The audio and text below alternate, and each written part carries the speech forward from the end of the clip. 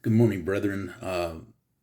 Gonna do a video not having to do with the three angels message. I have a video ready to release on that, on part two of that.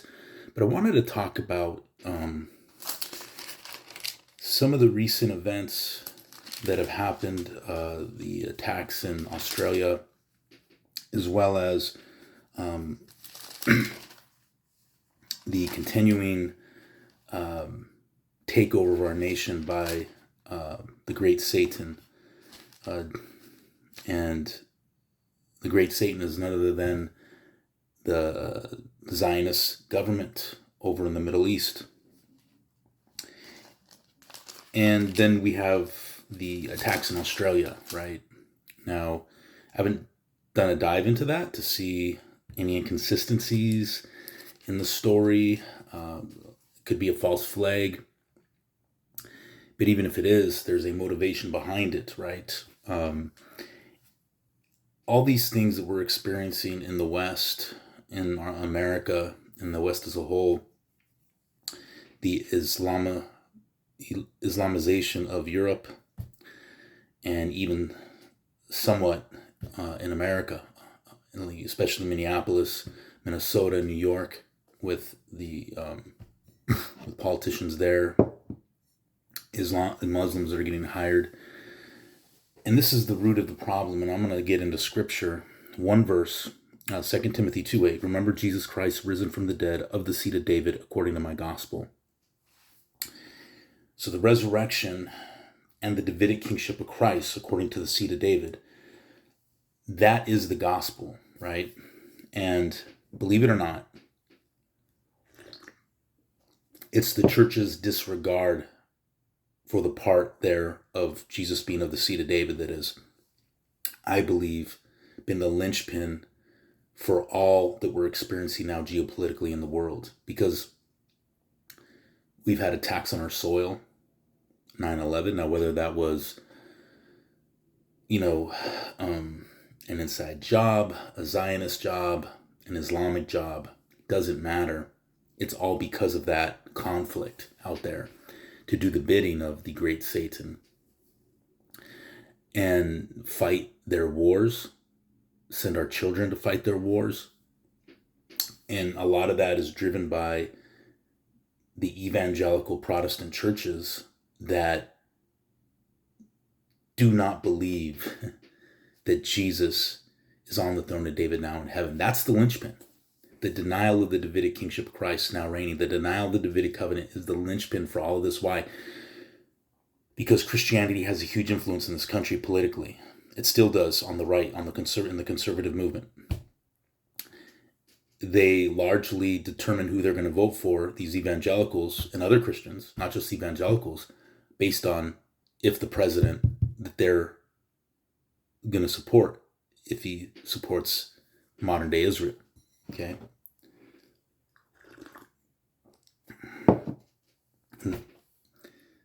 So what happens then is we do the bidding of the great Satan and we get involved in these conflicts in the Middle East. And then, of course, the other side of it is the mass immigration of bringing in people from the Middle East, from these Islamic nations into our countries. And they bring that, the Islamic culture. They have a desire for some form of Sharia law in their cities. Now we're talking about calls to prayer in Minneapolis. And we were once a Christian nation that believed that it was our duty to spread the kingdom of Christ all over the world through Bible societies, missionary projects, and making Christian laws. And now we've discarded that. A lot of it is rooted in the denial of the Davidic kingship of Christ, the C.I. Scofield Reference Study Bible, and the launching of that dispensationalist doctrine that if you're a pastor in these evangelical churches, you have to subscribe to that. You get taught that in seminary. And even a lot of non-evangelicals, because Christian Zionists come in Hebrew root stripes, they come in Messianic stripes, Baptists, and even other groups, and a lot of it is predicated that the Jays are the so-called chosen people, that land there, the modern where modern day Israel sits. Jerusalem is the Holy Land. And we just did a study on Hebrews 13 that destroys all that. And the author of Hebrews says, strive, and I'll go to it right now because it's super important. And Hebrews 2, after 5 Davidic covenant fulfillment texts in chapter 1, he says, therefore we have to give more earnest heed to the things that were heard, lest happily we drift away from them. And so now we have these attacks, 15 people killed, I think, in Australia, and many injured. And you've had several attacks here in the United States, terrorist attacks all over the world. And a lot of that is because we've chosen as a nation to support the great Satan and do their bidding. And so what happens is it creates enemies for us. And now Americans have to worry about when they travel abroad to certain nations.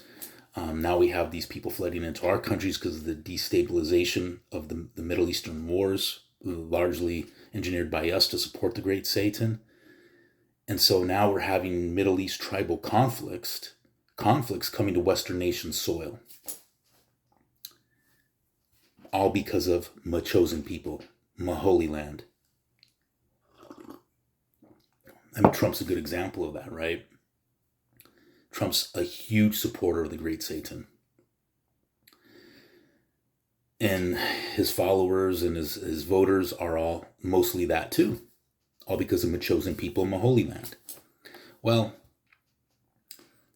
if people were rooted in the Davidic covenant and believed that by faith that Christ ascended to the throne of David in heaven at his ascension, that would change everything. Because that means the kingdom started 2,000 years ago. That means the true Israel is the church. Because the kingdom of David, the kingdom of Jehovah is equated with Israel, is the church, not a geopolitical nation in the Middle East, not an ethnic group of people that reject Christ. And therefore, if that is the case, where he sits is the true and only holy Jerusalem, New Jerusalem, and heavenly Zion is the only true holy land. Therefore, there is no religious motivation to support modern day Israel. It would change the trajectory of our politics in a radical way that you wouldn't believe, because all these evangelicals, Christian Zionists would realize, okay, Christ is already on the throne of David. We're the true Israel. The Holy Land's in heaven, heavenly Zion, New Jerusalem. We have no continuing city here. Therefore, there's no religious motive. Israel would just be nothing more than another foreign nation. They'd have to stand on its own 2 feet, and it would cause them to behave a lot better.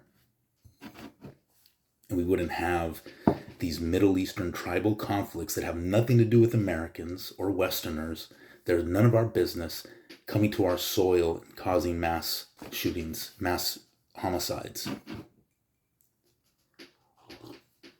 But again, they've forgotten the simplicity of the gospel. As Paul says, remember Jesus Christ risen from the dead of the seed of David according to my gospel. A clear reference to his royal Davidic kingship, which if they believe that he was on the throne of David now,